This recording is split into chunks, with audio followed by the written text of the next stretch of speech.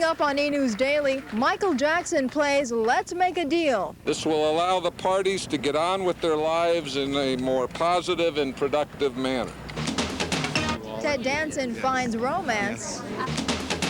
And Clint Eastwood pushes Tom Cruise out. These stories and more up next on E! News Daily. Hello, everybody. I'm Bianca Ferrare. This is E! News Daily, our 30-minute look at the latest in entertainment news. The terms are confidential, but the settlement is official. Michael Jackson reached an agreement Tuesday to end a child molestation lawsuit. Amy Powell's in our newsroom with the very latest. Amy? Bianca, for days there had been reports that an agreement was imminent. Tuesday, attorneys ended the speculation. After meeting privately with a judge in Santa Monica, attorneys for both sides announced the settlement. The plaintiff has agreed the lawsuit should be resolved, and it will be dismissed in the near future. Appearing before a crowd of reporters, they refused to discuss details. It is not just this case, but any case that I've ever been associated with in the last 20-some-odd years, that the terms of a resolution is kept confidential. So today, the time has come for Michael Jackson to move on to new business, to get on with his life, to start the healing process. Jackson fans were on hand to show their support. We just want people to know that he is still innocent until someone proves that he's guilty, and you shouldn't just go by gossip. Published reports have put the amount of the settlement anywhere from $10 million to $99 million. We just don't know at this point. Thanks for that report, Amy. The child molestation charges surfaced last August. The settlement of the civil case is only the latest event to keep Michael in the spotlight over the past year. Oh, what a difference a year makes. In January 1993, Michael was the hero of the Super Bowl halftime show. He was also a prominent inaugural performer. Jackson was fast shedding his image as a recluse. He was very shy, and he didn't go out and speak a lot, and I think that will always be the case. But he's going to be more accessible. Ask him any question you want. He's got nothing to hide. Jackson was on a world tour with his dangerous show when the molestation allegation first hit. The singer's camp called the charges extortion. A demand for $20 million was made and presented. It was flatly and consistently refused. The refusals have, in our opinion, caused what has transpired in the last few days. The investigation that followed created lurid headlines. The pressure got to Jackson, leading to a drug dependency that forced the cancellation of his world tour. I became increasingly more dependent on the painkillers to get me through the days of my tour. My friends and doctors advised me to seek professional guidance immediately in order to eliminate what has become an addiction. It is time for me to acknowledge my need for treatment in order to regain my health. Jackson returned from drug rehab abroad to face the legal music. Part of the investigation included a body search to verify claims the boy could identify markings on Jackson's genitals. They served a search warrant on me which allowed them to view and photograph my body, including my penis, my buttocks, my lower torso, thighs, and any other area that they wanted. It was the most humiliating ordeal of my life, one that no person should ever have to suffer. Throughout his ordeal, Jackson has vehemently denied the molestation charges. To date, no criminal charges have been filed against him.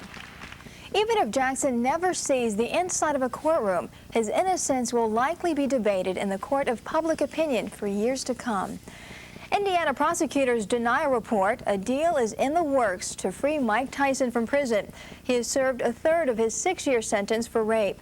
An Indianapolis TV station says the proposed deal would mean an early release for the ex-heavyweight champ. Rosie O'Donnell leads the list of nominations for the 8th Annual American Comedy Awards. The comedian and actress who co-starred in the film Sleepless in Seattle received 3 nods. Mrs. Doubtfire co-star Robin Williams earned 2 nominations. Also singled out for their performances were Late Show host David Letterman and Murphy Brown's Candice Bergman.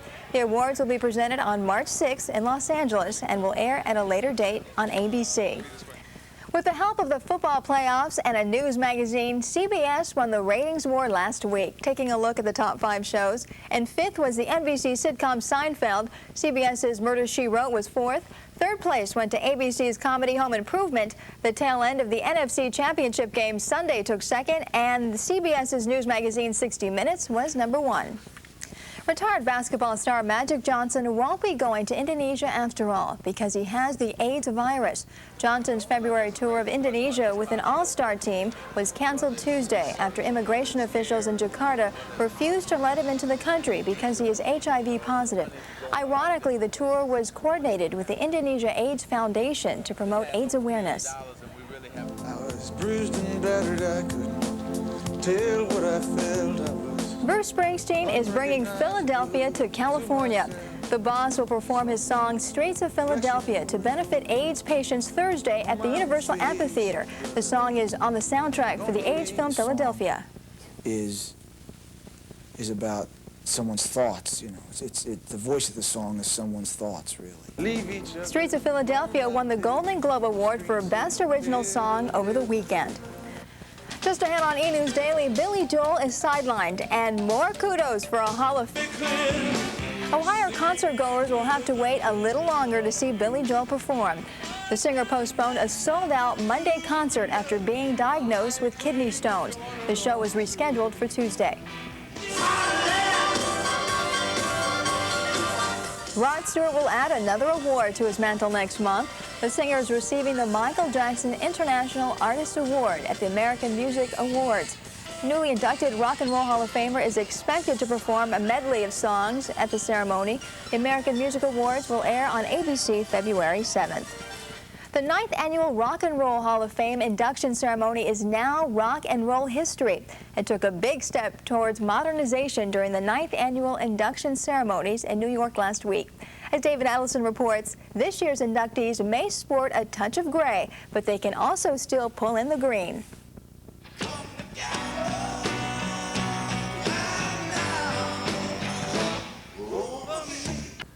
As a Beatle for John was to be expected.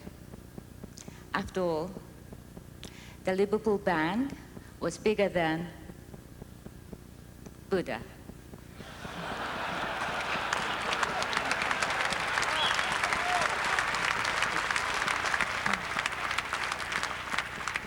But being inducted for his solo effort would have made John very happy. Organizers must now face the reality of construction deadlines, budget overruns, and scattered questions about who gets in and who doesn't. Next, we'll examine some of the controversies surrounding the music industry's massive monument. From the Waldorf Astoria, New York, I'm David Adelson for E! News Daily. Still to come on E! News Daily, celebrities are falling in love, and Clint Eastwood outdraws Tom Cruise. We'll explain when we come back. Crime Stopper Dick Tracy had better get a lawyer and fast. His wife Tess wants out of their 45th year comic book marriage.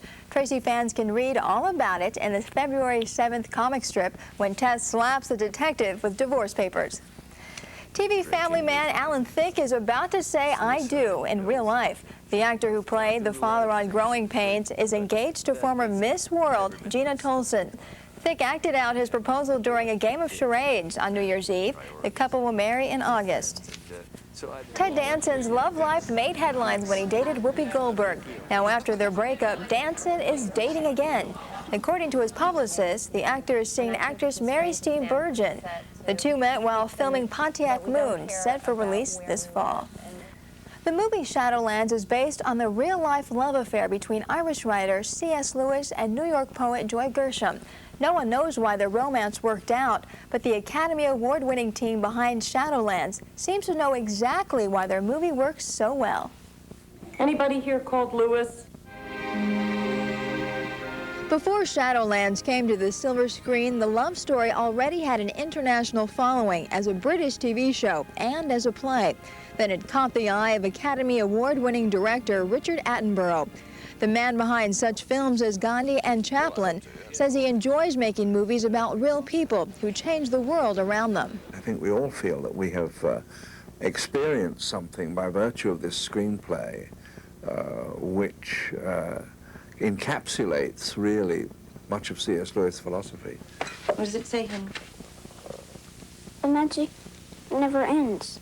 Anthony Hopkins plays the reserved writer who has trouble expressing his emotions until he meets an outspoken American woman, played by Deborah Winger. Are you trying to be offensive or just merely stupid? Hopkins says his scenes with Winger were easy, thanks to their natural chemistry off-screen. They all seem to work very, very quickly into a sort of harmonious thing, which really I suppose they call chemistry, but really it's about getting on with each other. For his co-star, it was the screenplay that won her over. With Shadowlands, at the end of every day, I felt sad that I would never be able to say those words again or be able to hear Tony's words, because they were really, I wanted to remember each one. Well, when a guy makes up his mind to marry a girl and asks her, he'll propose. It's the same here. Did I miss it? Shadowlands is playing nationwide. And finally, Clint Eastwood was the top moneymaker star of last year. That's the conclusion of a new poll of theater exhibitors. Eastwood's performance in Unforgiven, In the Line of Fire, and A Perfect World put the actor in the #1 spot. Last year's winner, Tom Cruise,